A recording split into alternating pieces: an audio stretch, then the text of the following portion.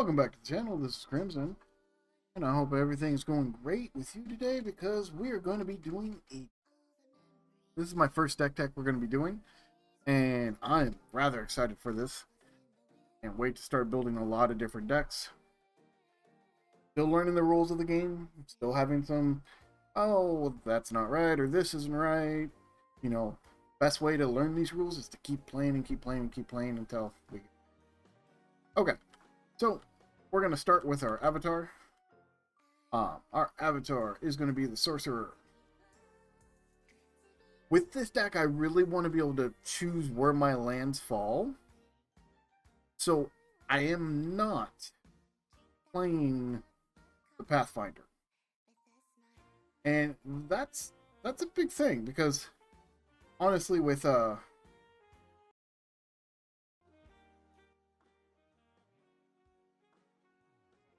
Pathfinder, don't get me wrong, I think they are great. Love the fact that I don't have to draw lands anymore. I could just plop lands out. But in this deck, I need certain lands to fall in certain areas. So we decided to go with the extra card in the opening hand, and hopefully that'll be enough. Okay. Plus, when it does get hit to death's door, it's going to teleport into a safe area, and you're going to get to draw another card. Now we are running 9 of the towers. This is a wind deck. It is only wind. Be interesting in a little bit. Next ones we're going to be running is, big one is Edge of the World. Players can't play sites directly in front of the edge, which is very nice because on the grid, this is gonna create a void area that they can't place stuff in. Means if you can get this kind of in the center of the map, your void minions, this is a void walker deck, will have a great entry place to come in at. Next one is a northern frontline. This frontline may be played on any void that has a site directly in front of it. Now remember, the perspective. So front is this edge, the top edge. Now if this is your opponent's site, the top edge is here, so you would place it here. If it's your site you're putting it in, then you could place it here. So it is all about the perspective. If you are placing it in front of an opponent, as far as I'm aware, you're going to place it against that top edge. It's always going to go in the void spot, the front of the card. So what this does allow you to do is cut off your opponent's Pathfinder real quick. So now this may be wrong, but we've been playing Pathfinder. They still have to play their first land on Pathfinder. So if I go first and I have this in my hand, I'm going to play a land. They're going to play their land on the Pathfinder. I'm going to play this right here. That's going to make their Pathfinder go outside instead of straight down, which is going to force more open space for you. This deck is all about creating space with its lands.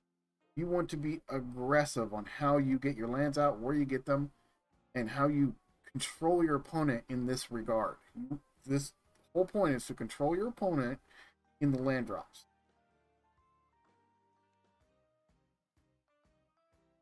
Edge of the World, great.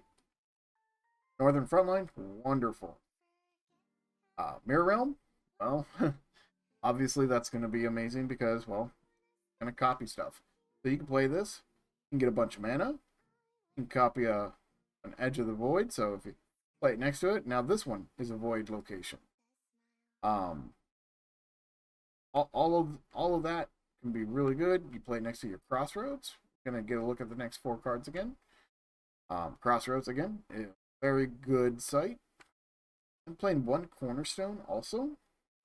The main reason for this is, again, to cut off of Pathfinders. Pop this into their Cornerstone, and it's gonna kind of make them wonder what's going on over here, and actually will allow you to push more into their area too. Now, next one, I'm running 2 bottomless pits because I think this card is amazing. Going to cut off troop transport in a direction. And again, this deck is all about throwing your opponent through your lands. So being able to cut off some of their routes is going to be huge. Now remember, I did say that this was only a wind deck. No other colors in here other than wind. Running 2 bedrocks.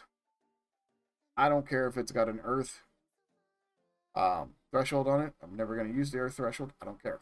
I want the bedrock because I want to be able to stop water from turning my stuff into waterlands.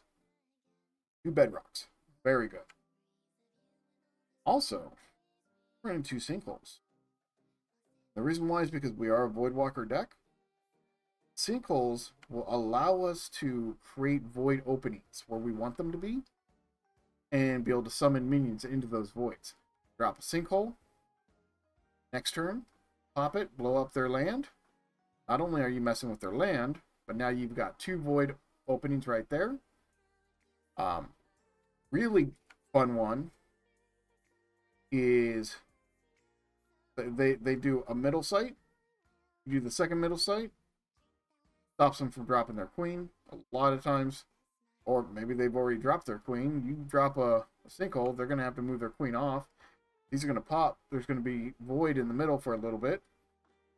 Maybe at that point, maybe at the start of your turn when this pops, drop a Edge of the World in the middle, and now their middle side is void. They have to put the queen on the Edge of the World if they want to get the queen's effect.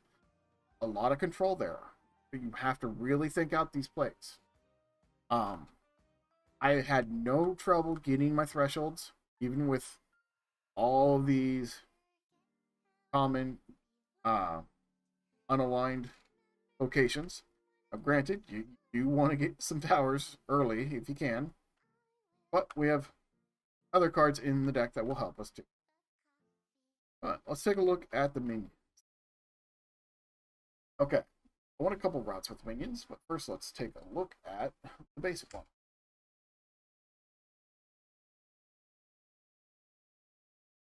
Two for a 3, we'll Void Walk. Now, the one downside to this creature requires 2 threshold. Reason why that's a downside, you can't play it turn 1 with a power. You only have 1 threshold. So even though you could technically pay the 2 mana, you can't pay the 2 threshold. Unless your opening hand has a mix. I've seriously thought about putting in a second mix. There's a very big possibility that a second mix will end up in an updated version of this deck. Right now, I only have the 1 mix and the Philosopher's Stone. But I will be honest, I'm very much contemplating removing the Philosopher's Stone for the mix. Because the mix costs 0. So unless you get that very rare occasion when you do have a mix in your opening hand, you're not going to be able to play this first turn with the tower. That's okay.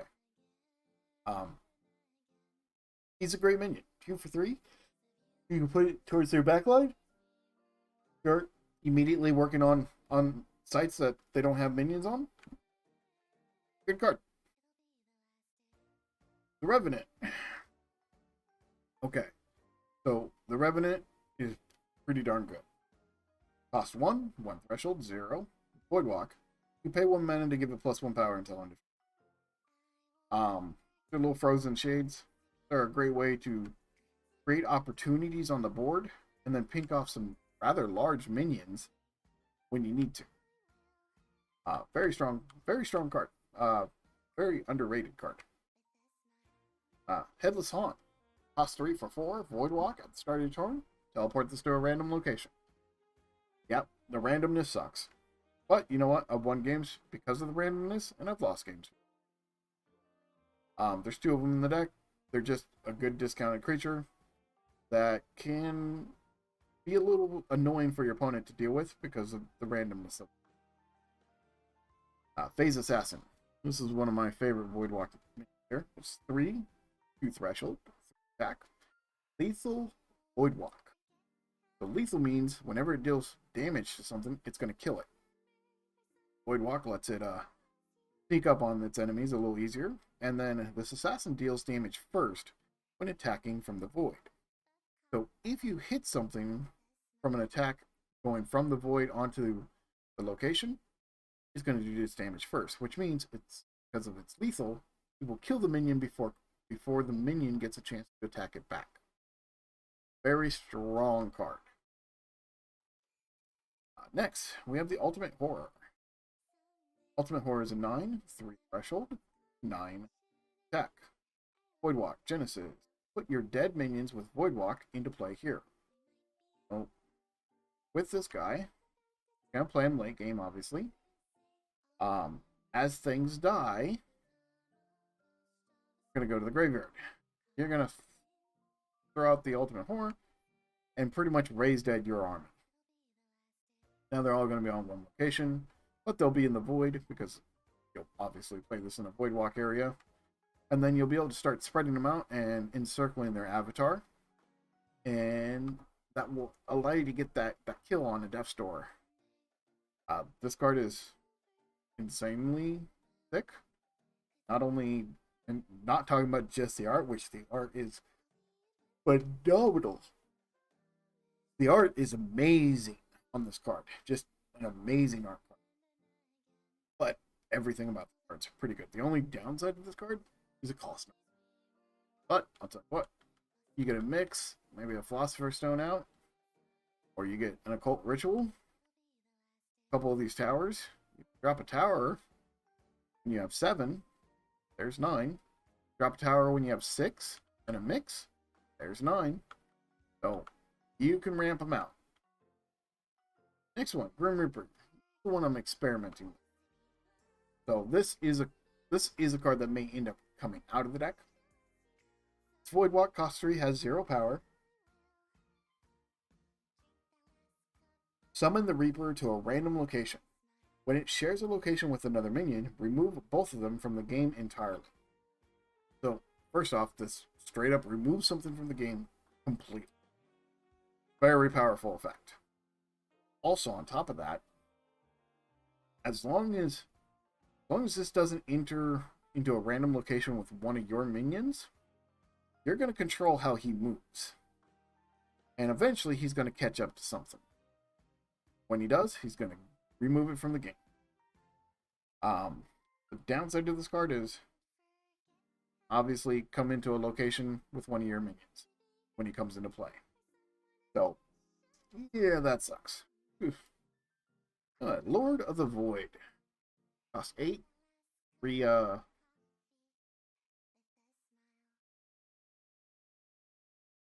threshold. 0 power. Important. 0 power. Void Walk. At the start of your turn, this Lord destroys a nearby aura, a relic, or another minion. If it cannot destroy any of the 3, it destroys a nearby site. If it doesn't destroy anything, you lose the game. So, first off, if you're in that situation where it cannot destroy anything, kill it with one of your spells. Kill it with whatever you can. You know, Thunderbolt it, Chain Lightning it, whatever. Kill it.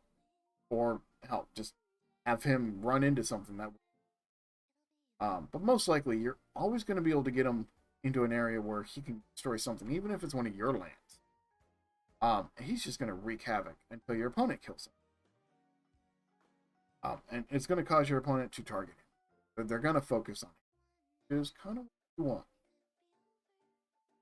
Next one is Hounds of the Odirius. 7, 2 threshold, 5 attack. Airborne, Burrowing, Submerge, Void Walk, Nearby Stealth is negated. Reason why I chose to run these over a couple of the other cards that I was thinking about has Submerge. So, water decks are insanely strong right now. So being able to submerge these into the body of water and then move them around, and remember, submerged minions can attack other submerged minions.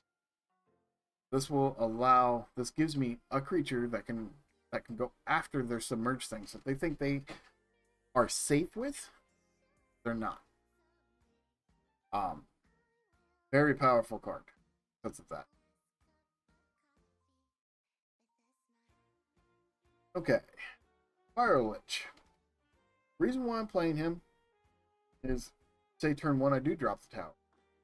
Well, I can play him. He's got ranged +1.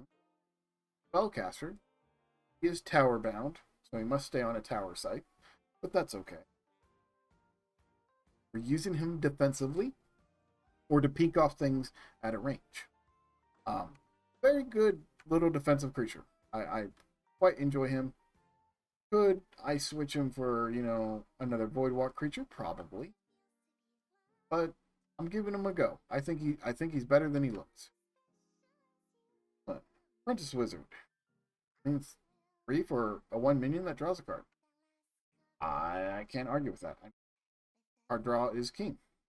This cantrips, it gives you a body, spellcaster body. Very good card. And the Grand Wizard, because, well, 7 for 3 cards is still, I'll pay 7 all day long for 3.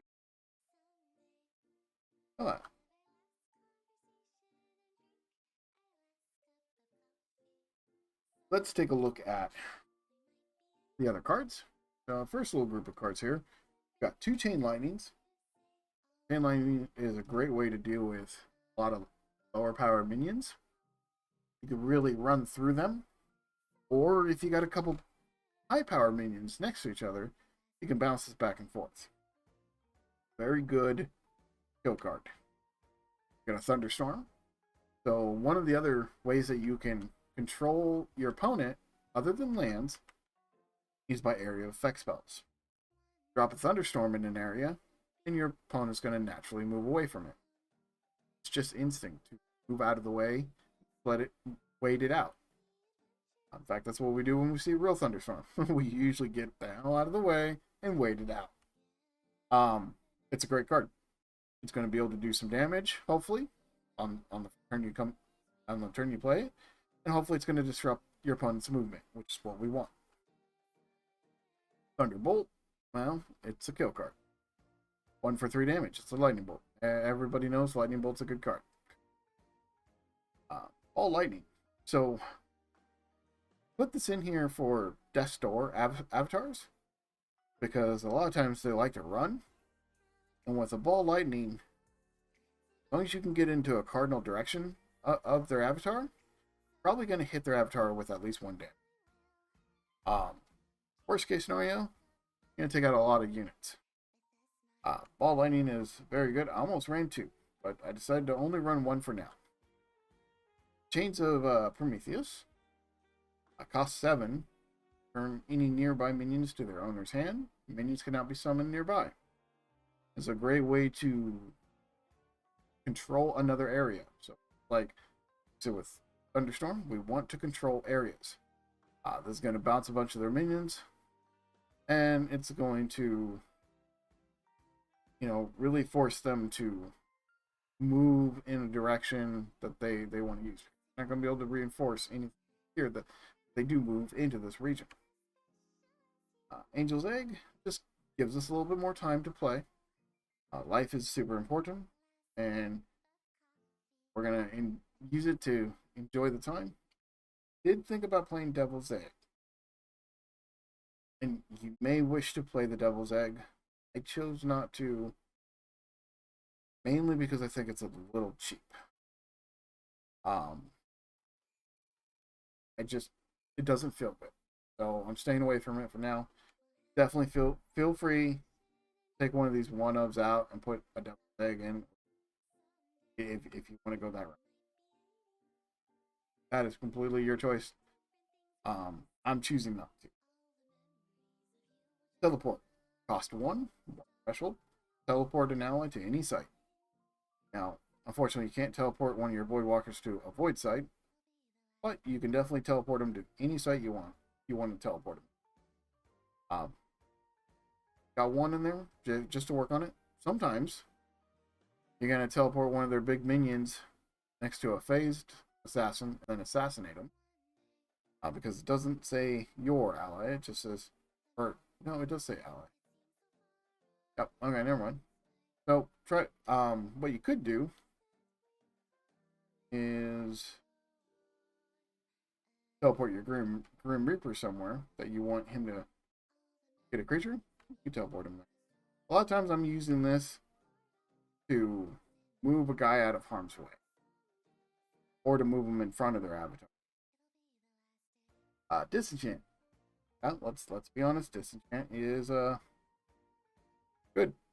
I gotta run one because of the floods, because of lines. There's a lot of ores out there, and there's a lot of relics. Oh, just being able to blow up their egg is super good. Yep, gotta run a disenchant. Cult Ritual. I think this card's pretty good. Only reason why it's not broken, you can only have one in the deck. 1 mana, 7 mana. That means you could do a first turn Grand Wizard. Huge. Dream Quest. Literally lets you search for any card in the deck and put it on top of the deck. It's a Vampiric Tutor that doesn't deal damage to you. Very good card. Definitely gonna run this one. Okay. I'm running the unique counterspell because I'll be honest, a lot of board swings happen at uniques. Example is we have a big board swing with the Ultimate Horror, but you have the king in Earth. I mean, they get the king out, and all their stuff is now doing +2 damage. Pretty strong. The queen, if they can get the queen out early and you can't get to it, then that's a lot of card draw they're gonna. I like the counterspell. Yeah, a good portion of the time it's just gonna sit in your hand and do nothing. But once in a great while, it's gonna stop the board from swinging again. Spell block. This is what I use as like a more traditional counterspell. Counter a spell targeted near your spellcaster. So that means if they do like a flood and it's near my spellcaster, well, I guess flood doesn't target a location, but this targets something, this targets something, that doesn't target. So you have to be careful what targets and what doesn't target. But a lot of their basic kill spells are going to be targeted. So this is going to allow you to keep something alive for a turn, or just kind of mess up their tempo. Very good card. I wish we just had a basic counterspell that wasn't split between epic, all those kind of things. Then we have a Philosopher's Stone just to reduce the threshold and mana of cards and a mix. But I really do want to put the second mix in there. Being able to get this out on turn 5 or 6 is huge. Making this cost 0 is huge. There's just and with the mix, removing the threshold is super strong. Yeah, I definitely like that. Okay, well, that is the deck. Hope you guys enjoyed it, and we'll see you next time.